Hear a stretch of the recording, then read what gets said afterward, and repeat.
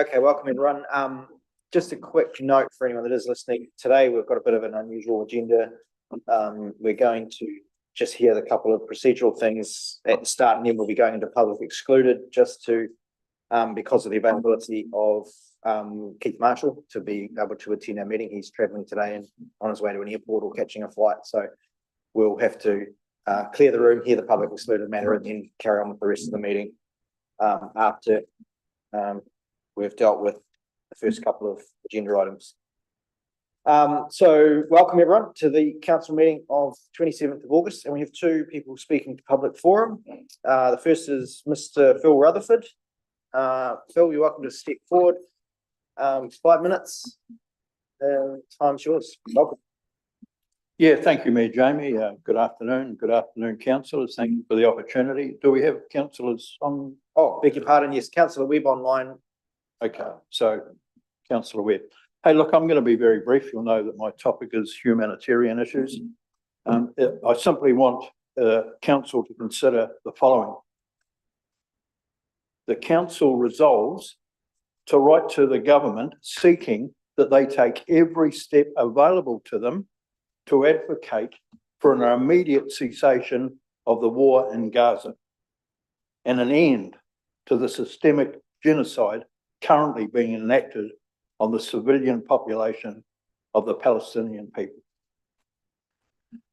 I ask you to consider this, and I'm going to just speak briefly as to why I think you're even in a position to do so. I will say, firstly, that I've stopped short of suggesting that you ask for a separate state in Palestine. I know that that's very controversial. However, if you consider the question that I've just asked you, you may want to discuss that at the same time.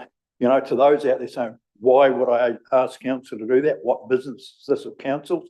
Well, I clearly believe that council can act as an advocate for its community. There's plenty of precedent for such a request. I've been attending the Anzac Day parades at the Centennial Gate, for the Memorial Gates, I beg your pardon, for many, many years. Almost invariably, there's a representative of the community from the district council, usually the mayor, and almost invariably, the speech advocates for an end to conflict and war, particularly in regard to youth and the harm it does worldwide. I see this as just a simple opportunity for you guys to take that, extend that just to one level, and on behalf of our community, indicate that that's what we'd like to see. Hey, and you know what? It comes at no cost to the ratepayers, no resources on staff time, a simple decision that you guys would make, and then Mayor Jamie would carry out your wishes. I'd say before I sit down that it has been pointed out to me that there are a number of other councils in New Zealand that have taken similar decisions and even gone so far as to ensure that procurement policy and investment policies ensures that they are not involved with companies that you know, are involved in the continuation of these what we'll call atrocities. So that's my simple request this afternoon. I've got nothing more to say, but thank you very much for the opportunity. Thanks, Phil. I just, right at the start, you said who we should be advocating to, our government or to the embassy of Israel? Or no, well, look, I'm going to say start with our government, the Prime Minister, maybe the Foreign Secretary, copying it, of course, our own MPs. But if you guys think it's warrants taking it to a further level still, well, you know, by all means, I'd just like you to have that discussion. Any questions? Councillor Howard? Is this something you've come on your own behalf? Have you been discussing with other people in the community and speaking on their behalf as well? I hope I speak on behalf of the entire community, Councillor Howard. Wherever I go, whenever this matter is raised, everyone considers it a total abhorrence, and the sooner it can come to an end, the better. So do I speak on behalf of myself? I doubt it. And I think that if you guys were to take such an action, you could pretty confidently realise that you are representing the wider voice of the community. Yeah, I'm not questioning you, yeah, I was just thinking, are you a part of it, like a delegation? Have you been asked by other people to No, speak with them as no, well? no, I have not. No, I did think, that probably there are a number of people who've considered organising protests down the street, but at the end of the day, other than getting your photo in the paper, it doesn't achieve much. I personally think this is a better approach. Thank you. Any other questions? Nope, thank Thank you. you. Thank you. Mr. Thanks for the Rutherford. opportunity. Okay, next is Zane Darrell. Welcome up, Zane. Afternoon, Mayor, councillors. My name is Zane Darrell. I live at Waimangaroa and on Swansea Street, which is on the way down to the beach. Swansea Street's a very small street. It's got 4 properties running off it. I recently put in a request that should be graded, there should be serviced and potholes and sort of fixed up. Nothing ever gets done on it. And approximately 3 weeks later, I got an email back saying, please be advised that this is an unformed road and council does not maintain this road. Regards, Mike Wellington. So I then spoke to Councillor O'Keefe over just on the phone, and she sort of made some inquiries, and we've got a couple of emails there. One is for to Tony from Anthony. The Swansea Road is very clear. The resource consent decision included in the comment that made the developer liable for any maintenance. It would be very unfair for other ratepayers in the district to have to pay for work that is responsibility of the developer. Anyone purchasing a property off that road would have information available through their property file LIM and the legal due diligence they need to go through to purchase the property. We've agreed that there are many roads like this in the district. The consent agreement permits were in place when developed and still applied. And this has not changed because of some new BDC process. There are already good policies for vesting roads and building access ways on paper roads. We're clearly following these. There may be a further argument the council should not give dispensation to develop to build lower standard roads. However, it's likely these developments would not occur if they had the cost to build an access road. If the developer landowners choose to upgrade these access ways to Borough Council standards, then there is a current mechanism for vesting in council. And there was another one. The road in question was built privately, and the resource consent issues clearly state that the council will not maintain the road. One key reason for that was the applicant was not prepared to build the road to meet our minimum standard. I understand historical repairs to some potholes instructed by my predecessor as consequences of service that were installed. However, that was a one-off event and will not be repeated. If Mr. Darrell and his neighbours need the road to be maintained, they will need to engage a contractor like Westbury to do that work at their own cost. There are many roads of this nature in the district, and the council cannot afford to pick up the cost to maintain these assets. Now, I went in then to council office and to sort of get the file on the property. See, because when we got the LIM, I didn't recollect anything being said on the LIM about being an unformed road. And so it's a problem to get your file now because it's gone digital, but the planning did manage to pull out the resource consent, was done in 88, and the road would be formed to a standard that the council agreed upon by the developer, and the culverts on the road would be put in free of charge by council because of some deal they had on the road on another part of the state. So that has been done. Now I asked for the LIM and they wouldn't give me a copy of the limb, and it should have been in the file. Because they said, because it was done by my lawyer, not by me, it wasn't my limb. And I said, well, this is a bit ridiculous, because if you look at this change over the property, it was obviously done for there. But they assured me, the planning people in there, and the planning office assured me that there was nothing on the limb to say anything about being an unformed road. Now, this was a section that was cut off in 88. And since then, they built a new house at the house that we're in at that stage. Then there was another house built by Clint Smith along that road. Since then, there's been a section cut off the back section from the property in the front. And Smiths also have an next thing. So there's 4 properties running off this street. And who am I to turn around and go and say the property owner, go on, we're going to get rest refund, we're going to pay for, you're going to have to pay for the road. And what might have been suitable in 88 is not suitable today. And even got the policy, what he's saying on Anthony Bloom's saying that it's on clearly on the resource consent and on that. Well, we couldn't find it, and the people in the planning couldn't find it. And it's definitely not on the limb, according to them, but I haven't cited the limb. And I think in today's market, and it should be a situation where the council do it, because what down the road with the grader goes down the beach, and go past, it's only a matter of whipping into up there. You're not asking for be made up into a full wide road.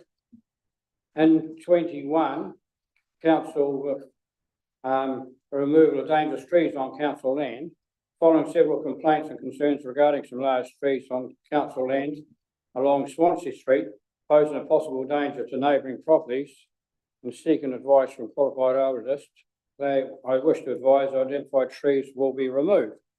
Now, that was done by council. It's council's cost. And I think that councillors should sort of set up a policy that if they don't want to do the whole road, they should be looking at individual ones as they're brought up to them. And so what do we pay for rates if we don't turn around and get a little bit of service out of it? And nobody's asking for a full road. It does look more like a driveway than a road, but it's got Swansea Street. It's signposted by the council, and it's sort of, in my opinion, I think that council should sort of do something about it and set up a policy and tell administrators that this is what should be done. All right, thank you. Any questions, councillors?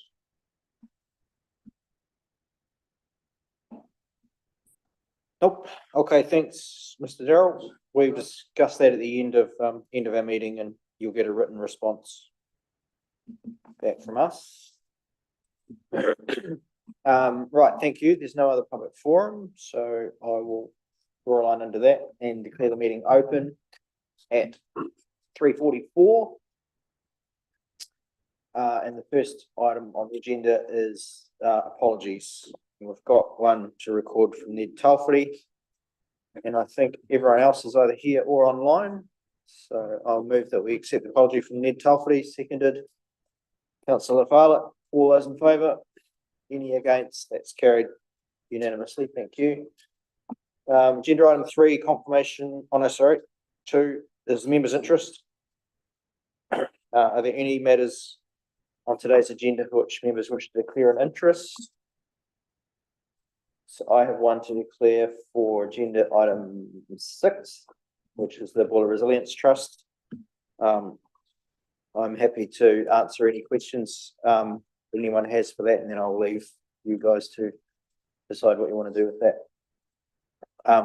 Any other conflicts to record? Nope. Someone like to move that one be noted. Deputy Mayor Basher, secondly Councillor Weston. Any further discussion? All those in favour? Any against? That's carried unanimously. Thank you. Want to do these minutes? Well, we've got time, haven't we?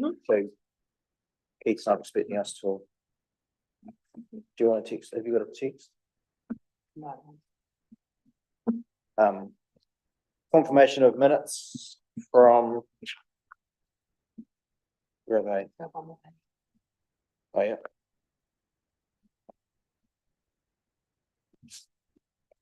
Yep, so the confirmation of minutes.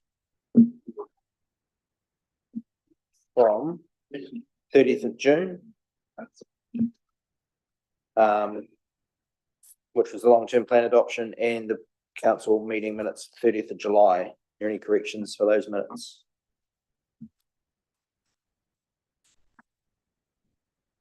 Councillor O'Keefe. Page 11, it's got Tony O'Keefe part of the meeting at 3:40 and then returned at 3:40. So, yeah. I don't know what's on there. That's obviously not possible, I don't think. But anyway, I can let it slide. Even on a good day. Okay. Any other matters out of those two sets of minutes?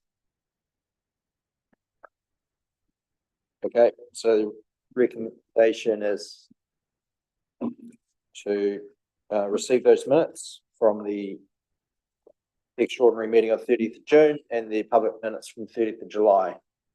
I'll move that way. Seconded Councillor Grafton. All those in favour? Any against? That's carried.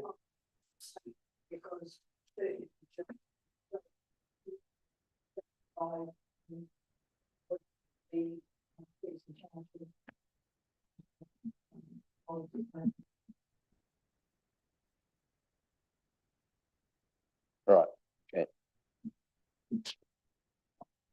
Thank you. We might as well do the agenda item 4. It's council action point list. I'm just working through these things. We've got time before Keith. Agenda item 4 is the action point list. And we've had a recent update circulated by Mr. Newman, I think.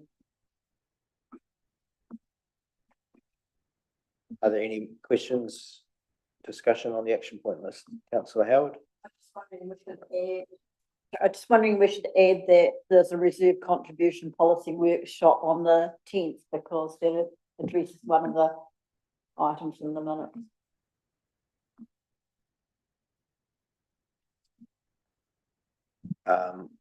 Which one? Oh, which one?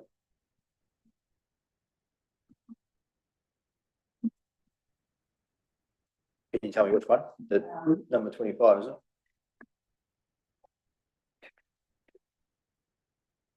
Minutes, right? Yeah. Page 24. Oh, I see. Yeah. Yep. So action point number 25. You could update that. Yeah, so there's a workshop to be held on reserves contribution policy. Any further, Councillor Sampson? The same on page 30, action point 25, Punakaiki camping ground release. We got a note. 24. 24? Whatever. Yeah. We got the information regarding the cost to ratepayers, but that was only for the previous 2 years. We had asked for it for a longer length of time than that. It was over the last 5 years that we've been asking the cost to ratepayers, not just over the previous 2 years. Okay. Mr. Newman, do you have any update on that? Through the chair, we're happy to go back for a 5-year period. I believe the answer will probably be the same, that the council's contribution has been minimal. It's mainly the lessee that's contributed to the improvements of the campground, but I'm happy to go back a couple more years just to confirm that and put that down as an action point for me. Yep, okay. So can we also update that with that? Can I also just update through the chair? So we've spoken to the campground leasee. So the final, the document that we've got in place, the lease expires in 2033. And we've just got some advice that there wouldn't be any changes to the lease agreement until at least after the reserve management plans that's going to be out for consultation later this year, early next year. So following that, the decision will come back to council as to what the next steps are with that, noting that there's quite some time between now and the end of the lease agreement. Yep. I'll just get finished. Councillor Sampson, are you finished? So in the lease agreement, there must be a right of renewal, a right of increase, yeah. There will be, thank you for your question through the chair, there will be rent renewals that will come up that will be progressed, but the full lease isn't up until 2033. Yes, but will council get a chance to sort of look at that rate increase, and how often does that come? How often is it reviewed? Through the chair, that's a good question. Every 3 years from memory, that it's done. So it's due for November 2025, and we will, as Chrissy has pointed out, we will do that review. We'll undertake the review, and she's correct in that the lease actually expires. There's no extension beyond 2033 at this point in time. So we'd have to look at other options. So presumably the rent reviews are the methodology for that is written into the lease itself. So you'll just be carrying out those as per our agreement. Yep. Correct. So, yeah. Councillor Grafton? Good. Okay, thank you. Is there anything else on the action point list? There's a couple of updates. Everything else is later on in the year. So with that, it's just that council received the action point list for information.